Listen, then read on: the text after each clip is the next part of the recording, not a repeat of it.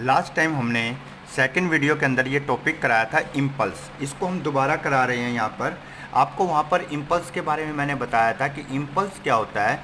वो फोर्सेस जो थोड़े समय के लिए लगें, शॉर्ट टाइम के लगें, उन्हें क्या बोलते हैं, इम्पल्स। तो आपको यहाँ से याद रखना है इम्पल्स अपने आप में क्या है। Impulse of a force is a measure of total effect of force. और आपको मैंने इसकी डेफिनेशन बताई थी, सेम वैसे ही है जैसे मोमेंटम की डेफिनेशन थी कि product of mass and velocity.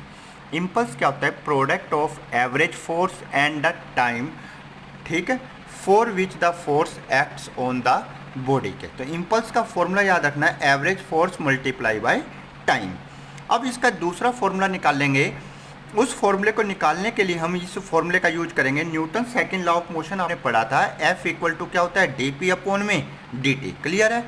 अब dp क्रॉस मल्टीप्लाई कर दीजिए, dp इक्वल टू क्या हो गया, F इंटू dt। क्लियर। अब आपको इंटीग्रेशन करना सिखाया था सेकंड यूनिट के अंदर। इनको दोनों तरफ इंटीग्रेट कर दो प्रॉपर लिमिट्स में। अब देखिए, जब भी कहीं स्टार्ट करते हैं वहाँ पे टाइम 0 से स्टार्ट करते हैं और फोर्स हमने कितने समय के लिए लगाया, t। तो इस वजह से पहले मोमेंटम इनिशियल p1 था, फाइनल मोमेंटम क्या हो गया, p2। अब हमने इंटीग्रेशन करना आपको सिखाया था, dt के साथ कुछ भी ना हो, टाइम के साथ अकेला dt है तो उसका सीधा इंटीग्रेशन t। dp के साथ कुछ भी नहीं है, उसका सीधा इंटीग्रेशन क्या होगा, p। फिर हमने बताया था t के प्लेस पर एक बार अपर लिमिट ऊपर वाली फिर नीचे वाली पुट करनी होती है। तो एक बार t के प्लेस पर t पुट कर दिया, एक बार t के प्लेस पर क्या पुट कर दिया, 0। क्लियर। ये हम इसके अंदर हम देख रहे हैं कि इंटीग्रेशन किया, f equal to D T, D T का क्या हो गया t, डी पी का क्या हो गया p, और t क्या है अपर लिमिट और 0 क्या है लोअर लिमिट। तो f इक्वल टू क्या हो गया, t माइनस 0। एक बार p के प्लेस पर p2 और एक बार p के प्लेस पर क्या आ गया, p1। तो आप देखिए ये फोर्स इंटू टाइम हो गया लेफ्ट साइड, और राइट साइड क्या हो गया, p2 माइनस p1। इसको क्या बोलते हैं, change in momentum. Final momentum में से इनिशियल को माइनस कर दिया तो क्या आ गया, चेंज इन मोमेंटम। तो आपको इसका ये फॉर्मूला याद रखना है इम्पल्स का। एक तो फॉर्मूला था फोर्स इनटू टाइम, क्लियर, और it is also equal to क्या होता है, चेंज इन लीनियर मोमेंटम। आप देख सकते हैं जो इम्पल्स की यूनिट आएगी, डायमेंशनल फॉर्मूला आएगा, वही किसका होगा, चेंज इन लीनियर मोमेंटम का। इस आर्टिकल्स को आपको करना है, ये मोस्ट इंपॉर्टेंट है।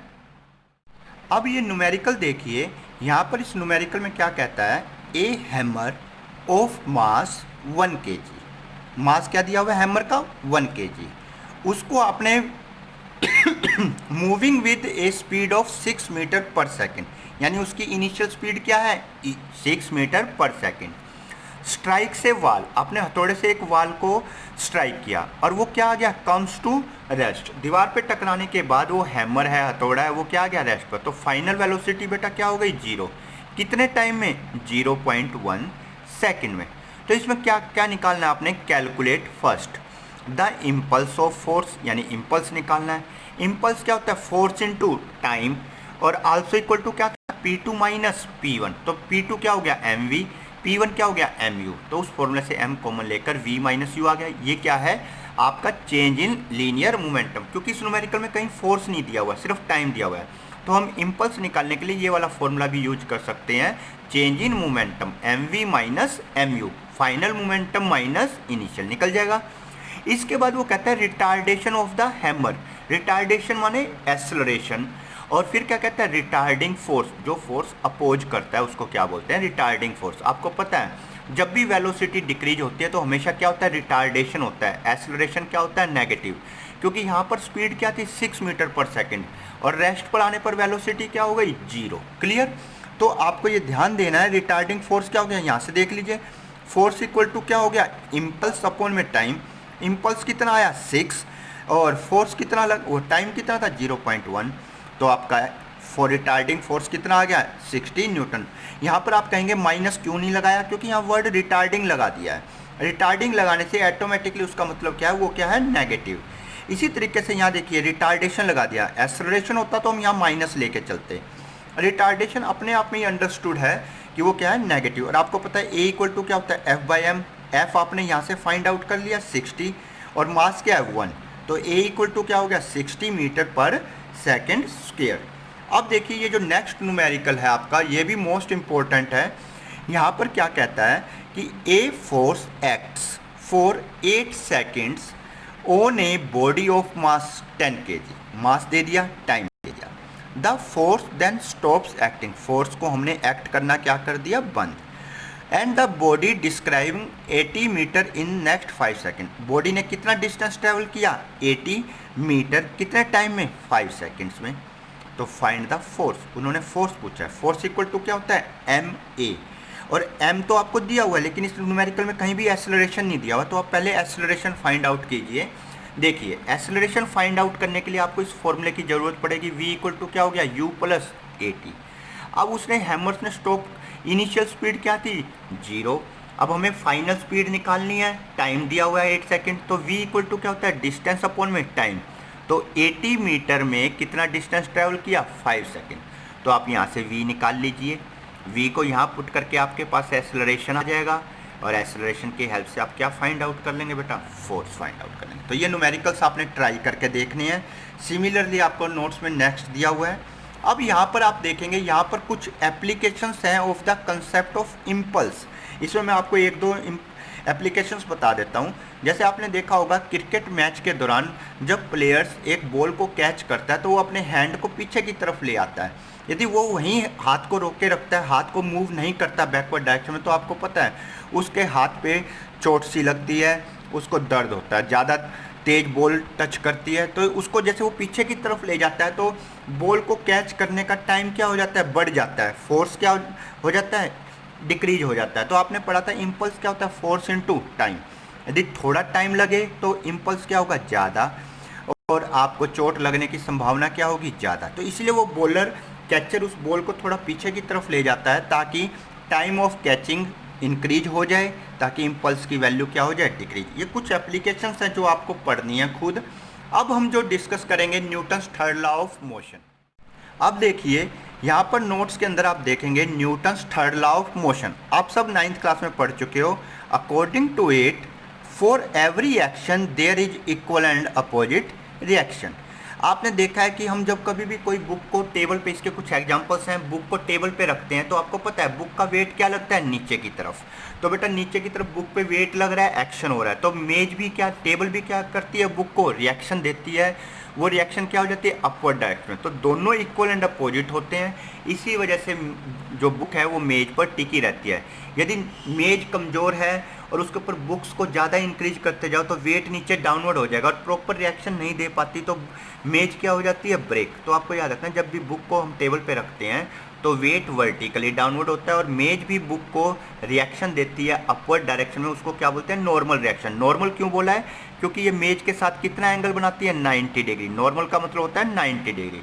तो दोनों इक्वल एंड अपोजिट होते हैं, इसी वजह से बुक कहाँ टिकी रहती है, मेज के ऊपर।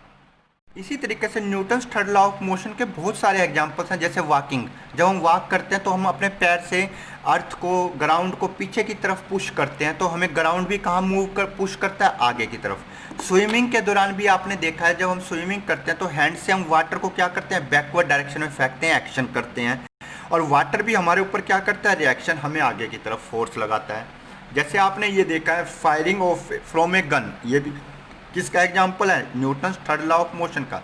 जब भी हम फायरिंग करते हैं गन से तो जो फायर होने के बाद गन कहाँ आती है, बैकवर्ड डायरेक्शन में, क्योंकि एक्शन और रिएक्शन। देखो when a gun is fired the bullets कहाँ चली जाती है, आगे की तरफ, एक्शन।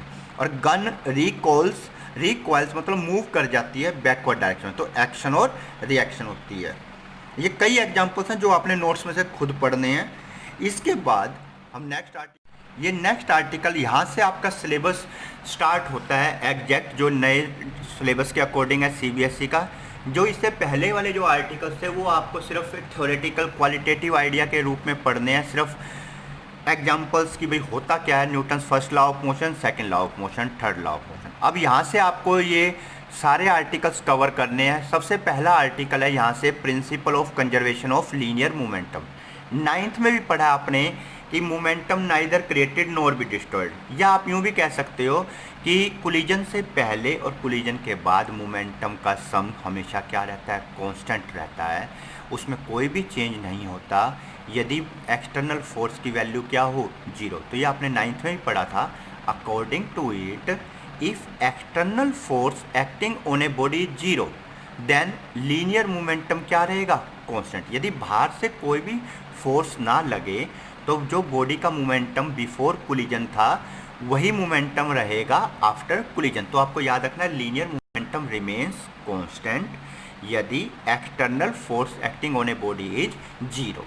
ठीक है, अब हम इसे प्रूफ करके दिखाएंगे कि हम यहाँ पर सपोज करेंगे, आपको दिखाई दे रहा है कि let us consider an isolated system. Isolated system क्या होता है, ऐसा सिस्टम जिसके ऊपर बाहर से कोई भी फोर्स एक्ट ना करे, having two bodies A and be with initial momentum. उनका इनिशियल मोमेंटम यानी बिफोर कोलिजन उनका मोमेंटम क्या है, पी ए और पी बी।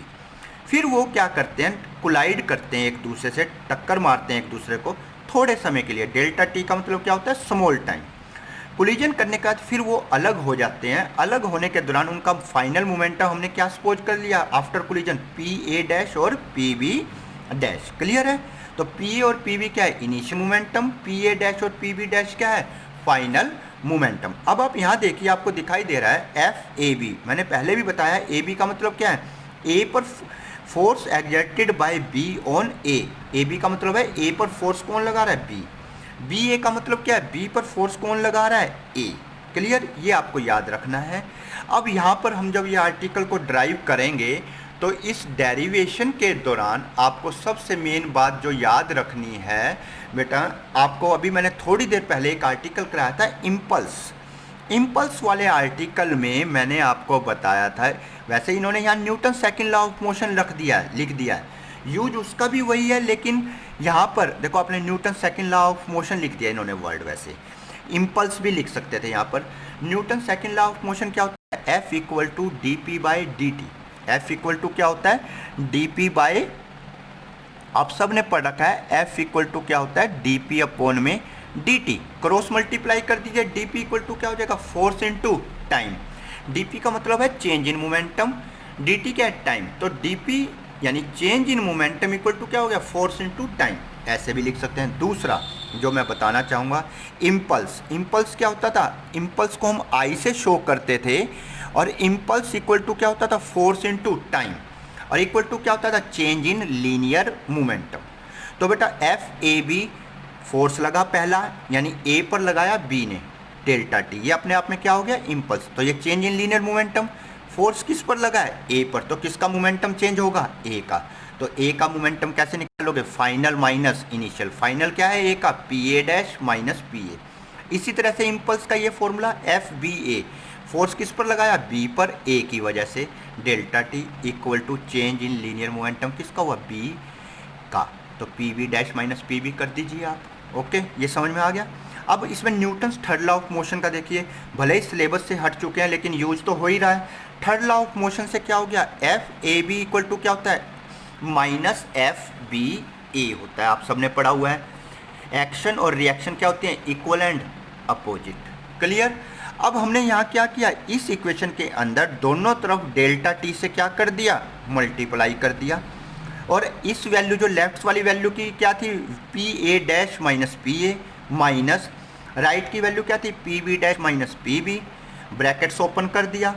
इनिशियल और फाइनल को अलग अलग स्थान पर ले गए, P A dash plus P B dash is equal to में पी ए को राइट साइड ले गए, P A plus P B. तो इससे क्या हुआ, फाइनल मोमेंटम किसके इक्वल हो गया, इनिशियल। तो total linear momentum initial equal to क्या हो गया, टोटल लीनियर मोमेंटम फाइनल। कब, when external force is zero, which prove. तो ये दोबारा रिपीट कर रहे हैं, तो यहाँ से so total linear momentum equal to क्या हो गया, टोटल फाइनल लीनियर मोमेंटम। कब, जब एक्सटर्नल फोर्स क्या हो, zero. Which proves law of conservation of linear momentum. अब देखिए आइसोलेटेड सिस्टम लिखा हुआ है। आइसोलेटेड सिस्टम क्या होता है, वो सिस्टम जिस पर external force acting is always क्या हो, जीरो, उसको हम क्या बोलते हैं, आइसोलेटेड सिस्टम बोलते हैं। अब आप देखिए इसके अंदर एक, यदि हम न्यूमेरिकल्स की बात करें, यहाँ पर एक न्यूमेरिकल्स करा देते हैं आपको, लीनियर मोमेंटम कंजर्वेशन से रिलेटेड है।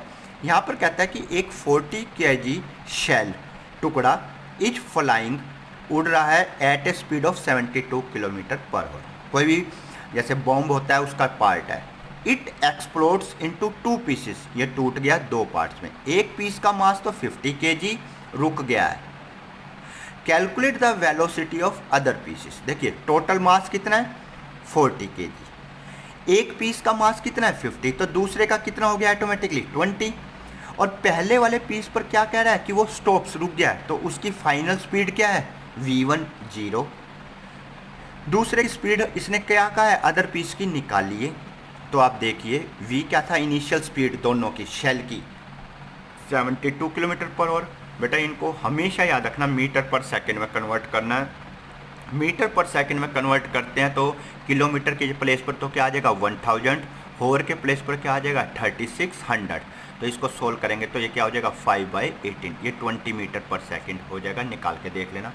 लीनियर मोमेंटम क्या कहता है after collision is equal to में बिफोर कोलिजन। तो बिफोर कोलिजन क्या था मास 40, स्पीड क्या थी 20, और आफ्टर कोलिजन क्या हो गया दो पीसेस हो गए m1 v1 plus m2 v2। पहले का मास 15, उसकी वेलोसिटी वो रुक गया 0, प्लस दूसरे का मास कितना है 25 v2।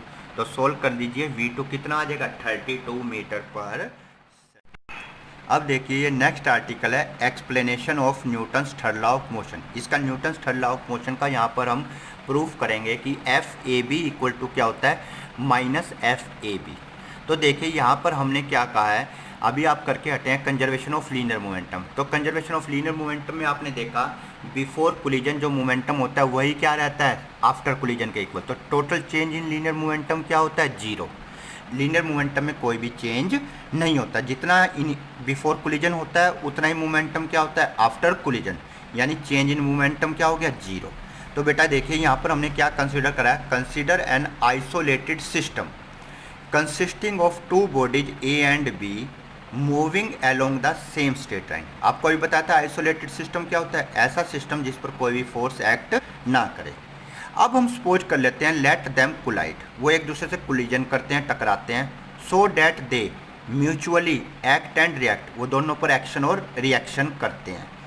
तो ड्यू टू दिस इस वजह से क्या होगा their velocity will change and hence their linear momentum भी क्या होगा चेंज। तो हमने सपोज कर लिया यहाँ पर ए बी ना लिखकर क्या लिख दिया डेल्टा P1।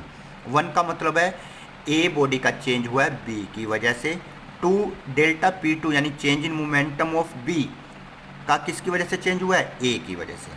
अब देखिए आप इसके बाद जो हमने ये लिखा है now by law of conservation of linear momentum, अभी आपको मैंने कराया था कि the net change in linear momentum of the system क्या होता है हमेशा 0।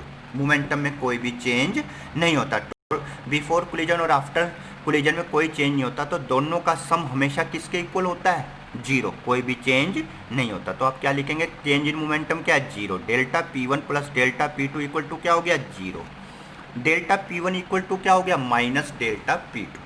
अब इन इस इक्वेशन को दोनों तरफ स्मॉल टाइम के लिए एक्ट करे थे, कोलाइड किया था, डिवाइड कर दीजिए। तो डेल्टा P1 अपॉन में delta T is equal to minus delta P2 upon में डेल्टा T कर दीजिए। क्लियर।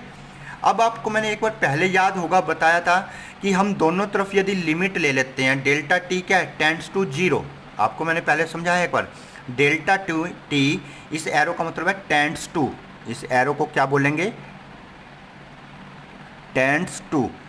यदि लगभग 0 के इक्वल हो तो ये जो डेल्टा होता है ये d में चेंज हो जाता है। तो dp1 अपॉन में dt इज इक्वल टू में dp2 अपॉन में dt। तो बेटा ये मोमेंटम किसका चेंज हुआ a बॉडी का, ये किसका चेंज हुआ b बॉडी का। तो आप क्या कहोगे rate of change of linear momentum of a equal to negative of rate of change of linear momentum of b। Clear. तो ये किसके इक्वल होता है rate of change of linear momentum Newton second law of motion से, force के, ये भी फोर्स के, ये किस पर लग रहा है ए पर और ये किस पर लग रहा है बी पर। तो हम इसको क्या लिख सकते हैं एफ ए बी और इसको क्या लिख सकते हैं एफ बी ए। क्लियर। ए पर फोर्स लग रहा है यानी ए पर फोर्स लग रहा है तो किसकी वजह से बी की वजह से, बी पर फोर्स लग रहा है तो किसकी वजह से ए की तरफ से। तो इसको क्या लिखेंगे F A B equal to minus F B A. तो ये यहाँ पर प्रूफ हो गया action and reactions are always equal and opposite.